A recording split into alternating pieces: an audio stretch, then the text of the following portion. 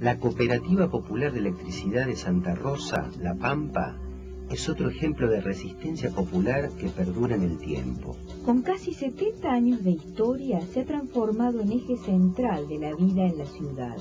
Una organización que provee a sus asociados no solo energía eléctrica, sino también gas, teléfono, centros culturales, bibliotecas y servicios sociales. En el surgimiento de esta cooperativa de Santa Rosa mucho tuvo que ver la inmigración. No olvidemos que La Pampa es una provincia de inmigración tardía, donde ya venían inmigrantes con concepciones políticas y filosóficas que, bueno, muchos de ellos al escapar políticamente a Europa para proteger su propia vida, venían con ideas socialistas, anarquistas, muchas de ellas ideas de una concepción utópica de la sociedad. En 1935, un grupo de vecinos de Santa Rosa creyó que era tiempo de ponerle fin a las prácticas monopólicas de la empresa extranjera que les proveía el servicio de energía eléctrica. Marcos Molas, que fue uno de los fundadores de la cooperativa, era un utópico, un socialista que consideraba que el país de entonces, el país de la crisis del 30, debía crecer sobre nuevas bases y que el cooperativismo era la herramienta de socialización de una población que, bueno, era dispersa y anárquica en su concepción del Estado, de la economía. Bueno, el cooperativismo era el camino para estos hombres. Por aquellos días, en Santa Rosa, las opiniones estaban divididas. La Sudan, empresa hasta entonces proveedora del servicio eléctrico, había amenazado con cortar el suministro un 1 de octubre. Los vecinos, mientras tanto, veían pasar los días sin observar demasiado progreso en el armado de la usina propia.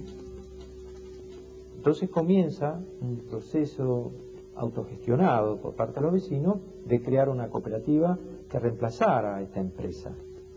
Obviamente que en un momento de gran crisis como era la década del 30, de inicios, donde, bueno, la depresión mundial estaba en su apogeo, esto no puede realizarse con facilidad, empiezan a juntar dineros que rápidamente se licúan, empieza a haber conflicto entre los propios cooperativistas, porque, bueno, veían que pasaba el tiempo y el proyecto no se encarnaba, hasta que se normalizaron un poco las cosas y a partir del 34 se afianza el proyecto y en el 35 ya lo que había nacido en el 30 se plasma en una cooperativa de servicios que empieza a proveer energía en condiciones muy precarias porque no había motores.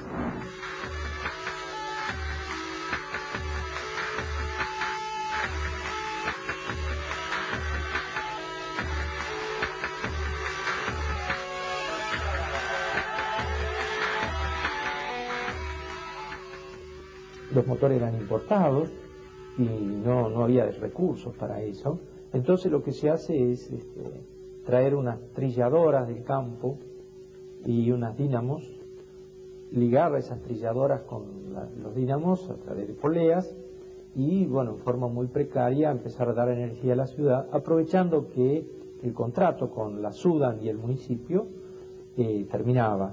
Fue una gesta porque la Sudan nunca cedió fácilmente su espacio económico, ofreció a partir de ese momento precios especiales, tarifas muy convenientes, pero la conciencia de la gente hizo que no se aceptara esa estrategia y que se decidiera apoyar a una cooperativa que era más en ese momento un muñón casi que lo que es hoy.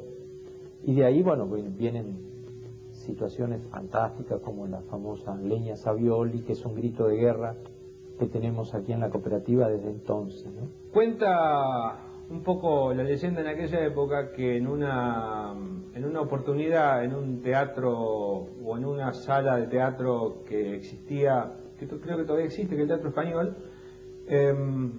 mientras estaban dando una obra teatral o una pieza de música, de pronto, generada por las trilladoras del abuelo, de pronto se bajó la corriente eléctrica y una voz del público gritó: "Leña Savioli, que se nos apaga la luz". Entonces, ese grito de Leña Saviole surgió como una especie de grito de victoria, de batalla, para esos pioneros que iniciaron todo el movimiento de la cooperativa. Cuando venció el plazo, a las 0 horas del 1 de octubre de 1935, hubo unos momentos de zozobra ante el apagón provocado por el corte de suministro eléctrico de la SUDAM. Pero un instante después, los motores de la vieja trilladora lograron subsanar el inconveniente. Había ganado la batalla un pequeño grupo de hombres con más empeño que conocimientos de ingeniería.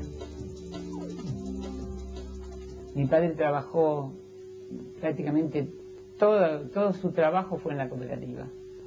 Era electricista y primero trabajó por cuenta propia, después entró en la cooperativa y no salió más hasta que no se jubiló.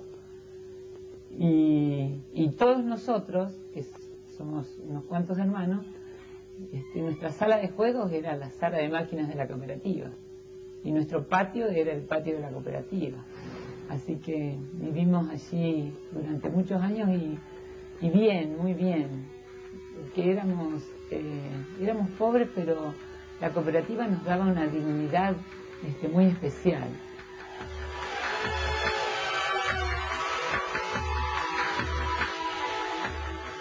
Yo recuerdo muchísimas navidades de tener que suspender la reunión familiar y mi papá se levantaba de la mesa a atender los reclamos.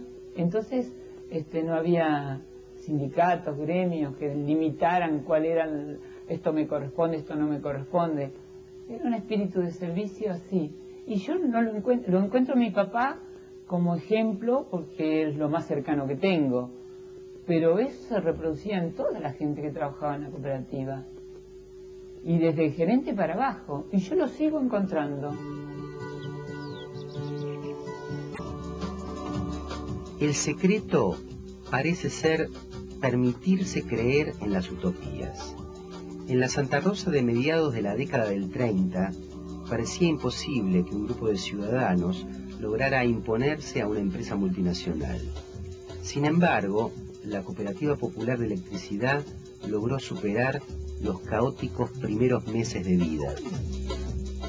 Luego viene la etapa de organización, que otros socialistas, como Corona Martínez, un hombre de una gran capacidad organizativa, de una gran sensatez empresarial, digamos, a pesar de que él también era un socialista, complementó esta obra pionera que era más política en sus inicios. Luego, bueno, hubo que dar forma a la organización, hubo que, digamos, materializar estas ideas del utopismo socialista en un proyecto concreto y real, pero bueno, las dificultades no terminaron allí.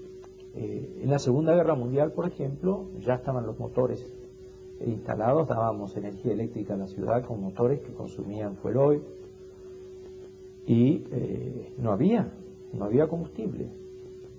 Tan extremo llegamos que para poder dar combustible a las máquinas fundimos chicharrones. Lo hacíamos funcionar con aceite de chicharrón. Se traía gran cantidad de chicharrón, se fundían en tachos de 200 litros y ese aceite se usaba para dar combustible a los motores. Eran años en los que la solidaridad de los vecinos se demostraba en el ahorro del consumo eléctrico, costumbre en la que algunos vecinos se destacaron particularmente. Ese es el caso de René Parada, a quien recuerda su hija Zoraida.